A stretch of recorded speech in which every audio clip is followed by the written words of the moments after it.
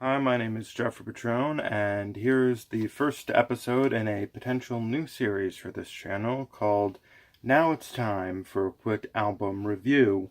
And if you couldn't already tell by the name of the video or what I just said, now it is time for a quick review with me, Jeffrey E.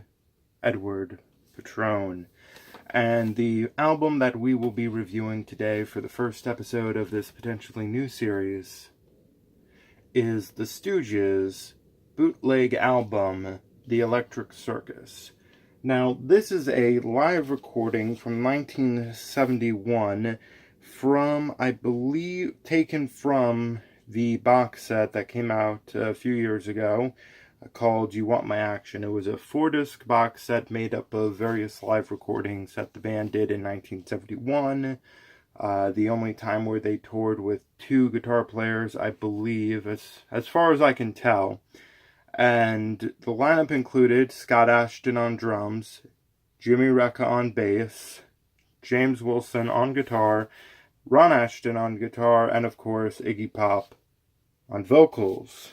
Now, if you're not familiar with the band, the Stooges, they were, just to keep it brief, a very influential proto-punk band, I guess is a good way of describing them.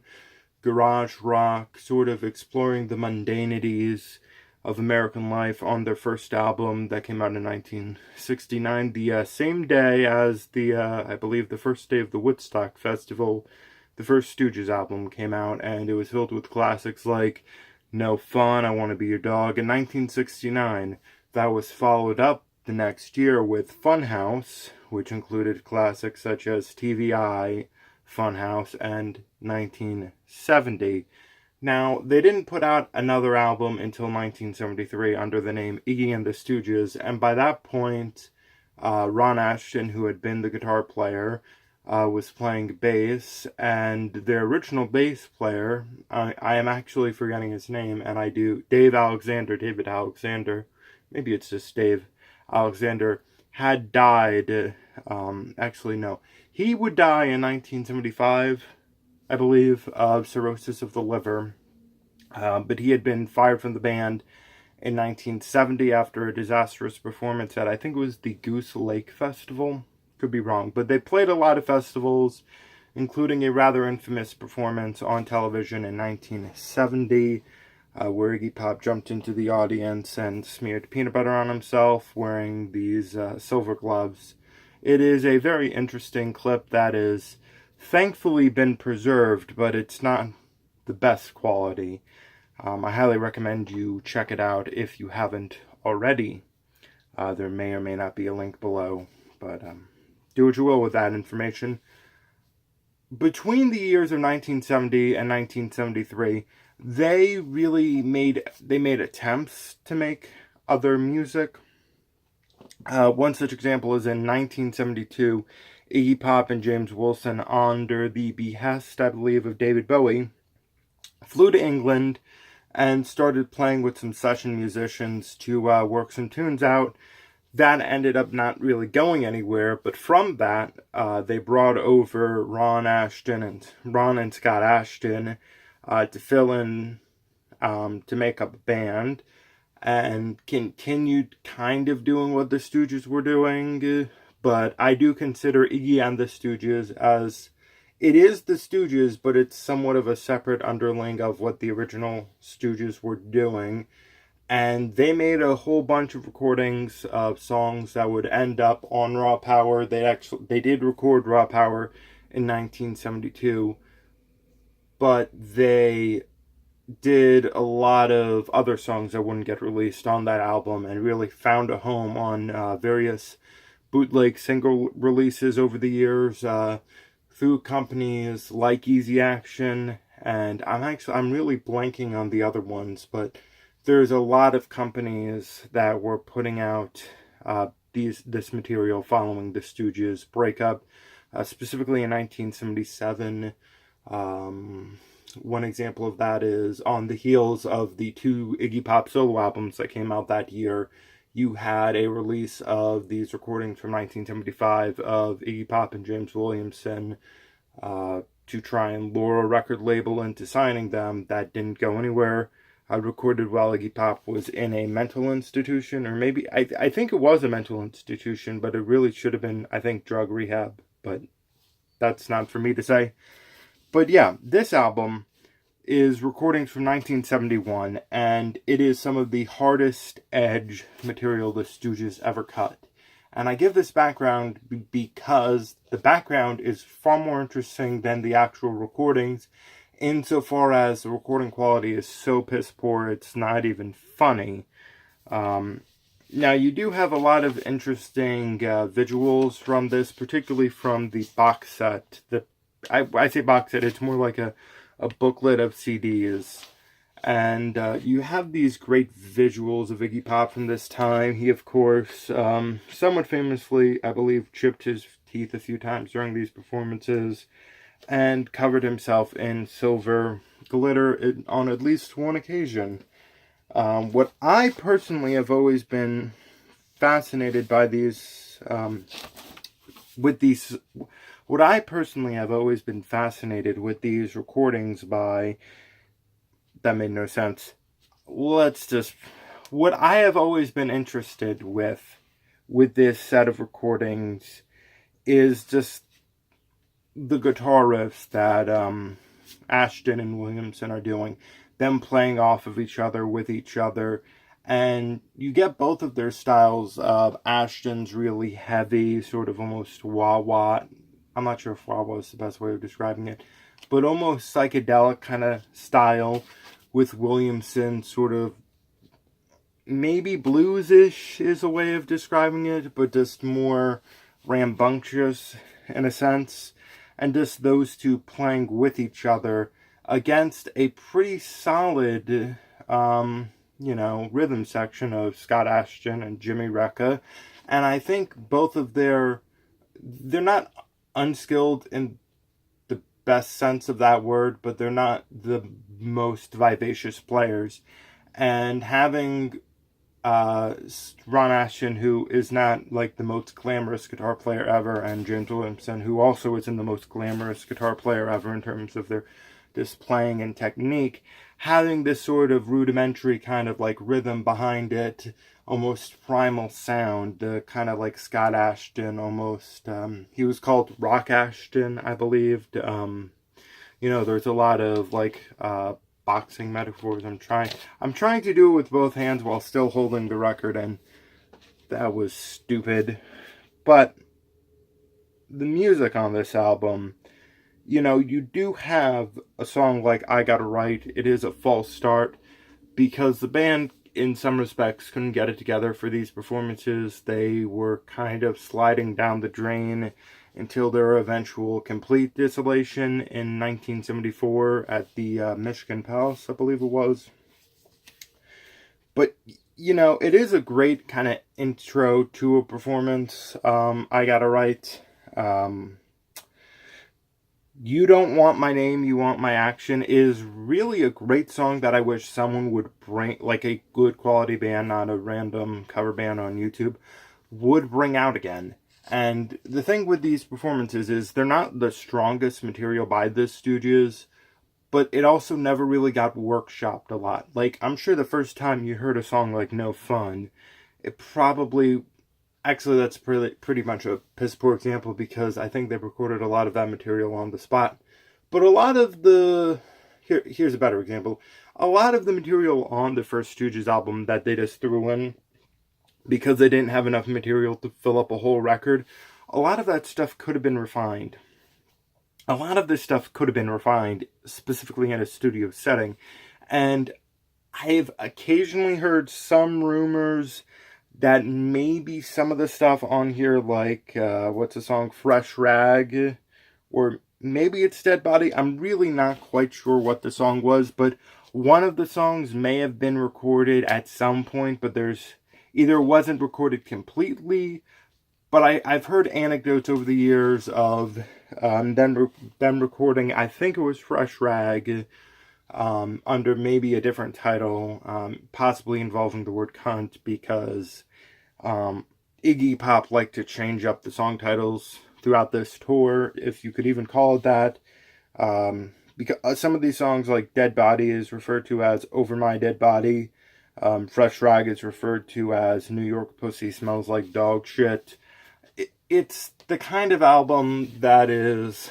It's a kind of material that is very liquid in what you could call it. The names aren't that important. Iggy Pop's vocals were sometimes turned down live for whatever reason. I think he kind of wanted that, but I really don't know. I think it was an excuse for him to sing and scream louder to be able to reach an audience in the performances. But it doesn't really help on these recordings because you can't hear anything that he's saying. So the vocals are almost entirely superfluous. So therefore, in a larger extent, some of these song titles are entirely superfluous. But besides that, back to the anecdote, because I'm a little scatterbrained right now. It's early in the morning, kind of humid outside. Don't feel too well. The song Fresh Rag was apparently being recorded, I think, in 1972, and a studio executive's wife apparently was walking by and flipped the shit, and apparently that was a big issue, something to that extent. I don't know if there's any validity to that story. I don't know if it was just an anecdote that Iggy Pop told, or was told to him, because as great of a memory as he has, the amount of drugs that he did over the years, and the fact that he really almost died a lot, he almost died numerous times during these few, like, really 5 years, maybe. It's really only even 4, maybe 3 years, but it's a shock that he made it through this. And once again, continuing what I'm trying to talk about the record, you do have this very interesting recording of the sort of pop standard, The Shadow of Your Smile, sort of a precursor to a lot of the kind of classical pop Iggy Pop would try to do in, like, I'm trying to remember the name of it, but he did, like, versions of Everybody's Talking. I thought that was a pretty good one. In the late 2000s, sort of about 2010-ish, sort of precursor to that. He's always been fascinated with Frank Sinatra, if you couldn't tell from the numerous times he's mentioned him in interviews over the years. And it's nice to see that kind of side of his personality in a live performance. I believe he's actually brought out The Shadow of Your Smile in other live performances throughout the years, but this may or may not be the first one. I can't quite remember. It might go back to 1970, but once again, that is not something I'm entirely familiar with. I think my personal favorite song on this album would have to be Big Time Bum. I do not understand any of the lyrics to it. Be a great song to bring out. Again, numerous bands could probably do it. I think the Voidoids would probably be an interesting pick to... if they decided to do if they decided to record all of this material as an album or just as a live show, that could be incredibly interesting given their kind of weird mix. Julian Casablanca, I'm not sure of his name, the singer from the Strokes, who's the singer of that band, his affinity for the Velvet Underground surely translates over as well to the Stooges, so that could be something. But really, any band could do interesting versions of these songs, and really should do interesting versions of these songs. Do You Want My Love? Interesting cover of Who Do You Love, which was a part of the song Dead Body. Fresh Rag is a really describing song. You Don't Want My Name, You Want My Action. Just to return to that for a little bit, that is just this great... It's an explosion of noise and just riffage that is quite representative of this album. It's a great song, probably has simplistic lyrics. You'll never know because you can't hear half of them. Like, Iggy Pop never really focused on having complex lyrics, which isn't so much the point as is the fact that you can't hear anything that he's saying. And if you didn't have the name of the song and some vague guide-alongs for some of the lyrics, I don't think anyone would have any idea what the fuck is being said on this recording. I'm not quite certain if there was no introduction to the song, I don't know if people would have any idea what the song was called. I think in some cases this could have been just untitled track. I got it right, because we can kind of recognize the elongated structure of this track with the song of the same name that they would officially record a year later. But yeah, that's about it. Just a side note, the vinyl record that I do have for this record is a very nice orange. Got a great photo of, I think, yeah, that's Ron Asheton playing the guitar, Iggy Pop. Then on the back, a slightly different angle with Iggy Pop and Jimmy Recca, who is over here. And yeah, this has been, for all intents and purposes, an idiot blabbling about. So yeah, let me know if there's any albums that you think I should consider for the next episode of Here's a Quick Review with Jeffrey P., the bumbly, mumbly guy. And yeah, Stooges, Electric Circus. I wouldn't be able to give it an arbitrary rating. It means a lot to me to have a physical copy of this record, to be able to listen to it whenever I want. It means a lot to me that these recordings ever came out, but I am very excited. Actually, that made no sense. I'm very excited that there's a possibility that there might be studio recordings of some of this material, but I also am fairly confident that they don't exist, and I wouldn't get my hopes up waiting for them to come out. And I have sort of left this album behind because there's only so many listens you can do to it before you realize it's a lost cause. You can't really change the mix that much. It's just the recording of it is so far gone, and this is the best set of recordings from 1971 for the Stooges, so that in itself is sort of a travesty. But you know,